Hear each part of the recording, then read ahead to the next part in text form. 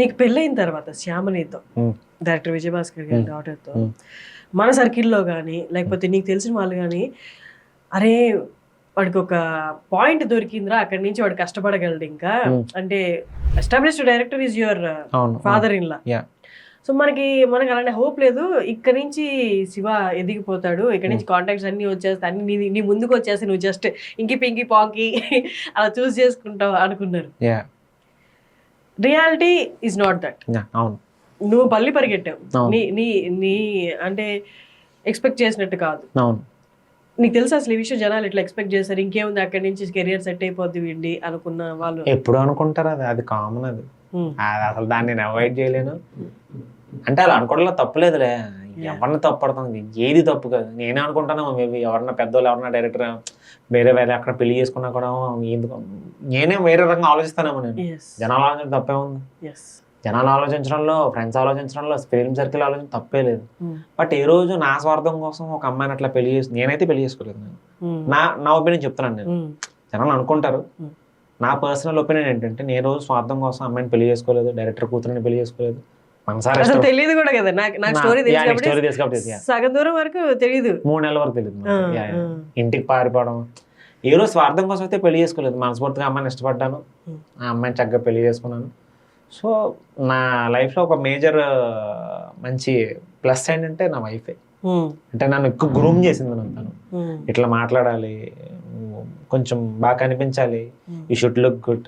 ఎందుకంటే జనాలు స్క్రీన్లో నిన్ను చూసి నేను ఇన్ఫ్లుయెన్స్ ఫీల్ అవుతారు. వాళ్ళు ఇన్ఫ్లుయెన్స్ అవ్వాలంటే చక్కగా అబ్బాయి బాగున్నాడు రా, మన ఇంట్లో అబ్బాయిలా ఉండాలి, ఇట్లా ఉండాలి, నువ్వు ఖచ్చితంగా చాలా బాగుండాలని చెప్పి నన్ను ఎక్కువ గ్రూమ్ చేసింది నా వైఫే. నీకు తెలిసి ఇవన్నీ. సో అంటే ముందాక నువ్వు చెప్పినట్టు జనాలు అనుకున్నట్టు అట్లా పూల పాన్పులో మనకేం లేదు. ఇప్పటికప్పుడు నేను పరిగెడతానే ఉన్నాను. నేను మన పెళ్లి టైంకి ఏమో కోవిడ్ వచ్చింది, కరెక్ట్ గా 1 year టైం కోవిడ్ వచ్చింది. ఆ 2 years నరకం మనకు, అది మామూలు నరకం కాదు. అయిపోయింది, కెరీర్ అయిపోయింది, క్లోజ్ అనుకునే టైంకే నాకు సూర్య వెబ్ సిరీస్ వచ్చింది. నాకు షన్నుతో చేసిన వెబ్ సిరీస్ వచ్చింది. That was the actual rocketing start in my career. అది అసలు యాక్చువల్లీ ప్రాపర్ పైకి ఎదగడం అంటే నాకు ఆ వెబ్ సిరీస్ తోనే. ఇప్పుడు దాకా నేను యాక్చువల్లీ పరిగెట్టాను 2014 నుంచి. షార్ట్ ఫిల్మ్స్ మధ్యలో సినిమాలు, పర్సనల్ లైఫ్, పెళ్లి, ఇవన్నీ అంటే మనకు పరిగెడుతూనే మొత్తం వచ్చాను నేను. బట్ నాకు ప్రాపర్గా ఆ చిన్న పుష్ దొరికింది అయితే ఆ వెబ్ సిరీస్, సూర్య వెబ్ సిరీస్. ఇంకా అక్కడి నుంచి నేను యాక్టర్ చూసుకోలేదు. నేను కొన్ని అవార్డ్స్ కూడా వచ్చాయి కదా. ఎస్ వచ్చినాయి. ఇంకా అక్కడి నుంచి మనకు అంతా నార్మల్గానే ఉంది లైఫ్, అంత బాగుంది, జనాలు బాగా గుర్తుపడుతున్నారు. జనాలు ఏంటంటే దే ఆర్ వెయిటింగ్ యాక్చువల్లీ. అంటే అన్న ఏం ప్రాజెక్ట్ చేస్తున్నాం అన్న, వెబ్ సిరీస్ ఇంకో తొందరగా ఎపిసోడ్ వదలన్నా ప్లీజ్ అన్న, మేము వెయిట్ చేస్తాం. సో ఆ ఇనిషియల్ పుష్ అయితే బాగా దొరికింది మనకి. బయట జనాలను ఎంకరేజ్మెంట్ కానీ, బాగా గుర్తుపడటం కానీ, బాగా జనాల్లో బాగా వెళ్ళాను నేను because of that, only because of that web series Surya. ఏంటి అసలు నీ గోల్ ఏంటి రవి? అంటే సినిమాల్లో చాలా మందికి స్పెసిఫిక్ గోల్స్ ఉంటాయి. I want settle down as a comedian, I want settle down as an artist, ఏ రోల్ అయినా చేయాలి, I want settle down as a hero. What is your goal? నాకు పెద్ద కమెడియన్ అవ్వాలని దర్శనం అంతే. సునీల్ గారి లాగా అసలు, అంటే ఈడి కోసం సినిమాకి వెళ్ళొచ్చు, ఈడి కోసం సినిమాకి టికెట్ కొనేసి వెళ్ళిపోవచ్చు, పర్లేదు, డబ్బులు వేస్ట్ అయినా పర్లేదు, ఈడు మనం సాటిస్ఫై చేస్తాడరా, అసలు ఆ పేరు తెచ్చుకోవాలని ఉంది. దానికోసం నేను పెద్ద కమెడియన్ అవ్వాలి, జనాలు బాగా నవ్వించాలి. ఊరు వీడి కోసం వెళ్ళిపోతాడు థియేటర్కి, ఈడున్న 10 నిమిషాల్లో మనం నవ్విస్తాడు, ఆ ఒక్క పాయింట్ కోసం అదే నా టార్గెట్. అది చేస్తాను, అసలు మిస్ అయ్యే ఛాన్స్ లేదు. అసలు జనాలు థియేటర్ రప్పిస్తాను ఏదైనా సరే. అది. సో కమింగ్ టు శ్యామని, యువర్ వైఫ్, దిస్ ఈజ్ అంటే ఈ generation is all about you know travel చేయాలి, అవి తీసుకోవాలి, లగ్జరీకి మన ముందు జనరేషన్ అంత ఇంపార్టెన్స్ ఇచ్చుండకపోవచ్చు. But this generation luxury is normal.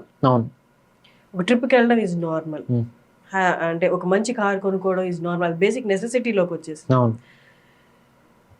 ఇక్కడ ఉన్న సిచ్యువేషన్లో సినిమాల్లో ఒక్క హైయెస్ట్ ఓవర్ నైట్ స్టార్డమ్ వచ్చే వరకు it has to be like ఇంత, ఫస్ట్ బడ్జెట్ చూసుకొని చేసుకుందాం, బడ్జెట్ చూసుకొని చేసుకుందాం, అలా ఉంటుంది. శ్యామని ఎక్కడైనా అన్కంఫర్టబుల్ ఫీల్ అయిందా? అస్సలు నోవేర్, నో పాయింట్ అసలు ఎక్కడ.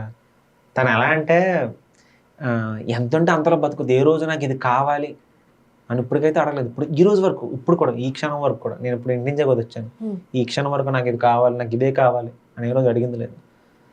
నేను హ్యాపీగా ఉంటా, తను హ్యాపీగా ఉంటుంది అంతే. తను దాట్ కైండ్ ఆఫ్ గోల్. ఇంకా అంతకు మించి ఎక్స్ట్రా చెప్పడానికి కూడా ఏం లేదు తన గురించి. నేను హ్యాపీగా ఉంటే తను హ్యాపీగా ఉంటుంది, నేను ఉంటే తనకు చాలు, తనకి ఏం అవసరం లేదు తనకి.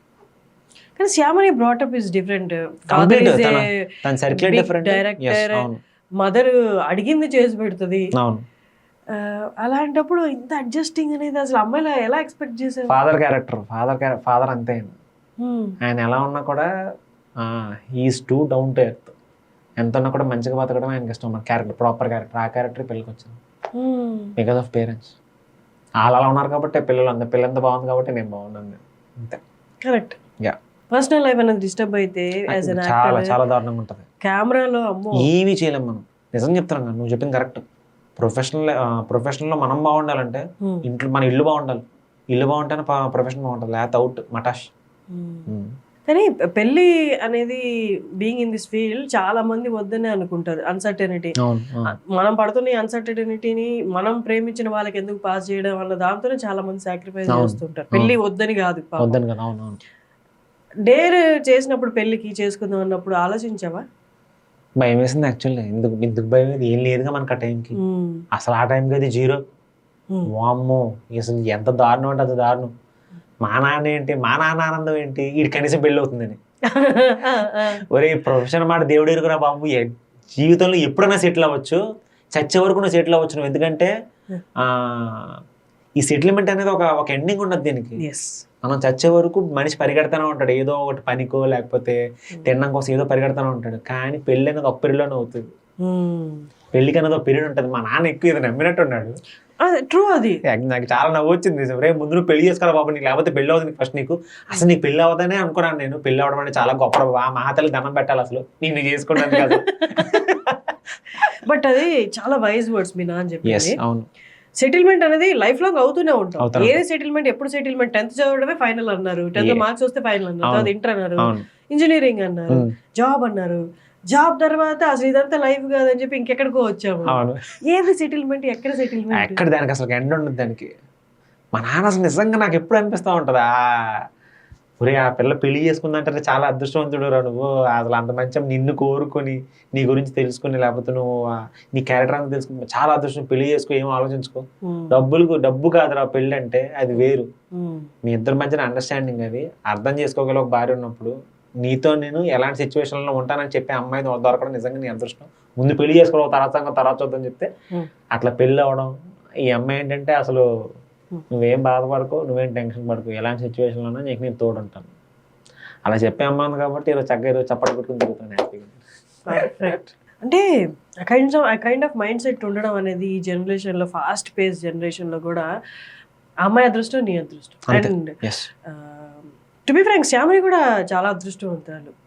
ఇన్ని ఇయర్స్ నేను చూస్తూ వచ్చాను కాబట్టి యూఆర్ నాట్ సమ్వన్ నీ మూడ్స్కి తగ్గట్టు బిహేవ్ చేయడం కానీ, లేదా అమ్మాయిని ఇంటెన్షనల్ కానీ అన్ఇంటెన్షనల్ కానీ ఒక మాట అనడం కానీ. అండ్ మీ లవ్ పీరియడ్లో నేను మీ ఇద్దరిని చూసాను కాబట్టి there is strong bond, strong understanding. Of course చిన్న చిన్న ఫైట్లు మీ మధ్యలో ఉండొచ్చు, బట్ బయట మాకేం కనిపించలేదు అవి. So both way you are made for each other. That's nice.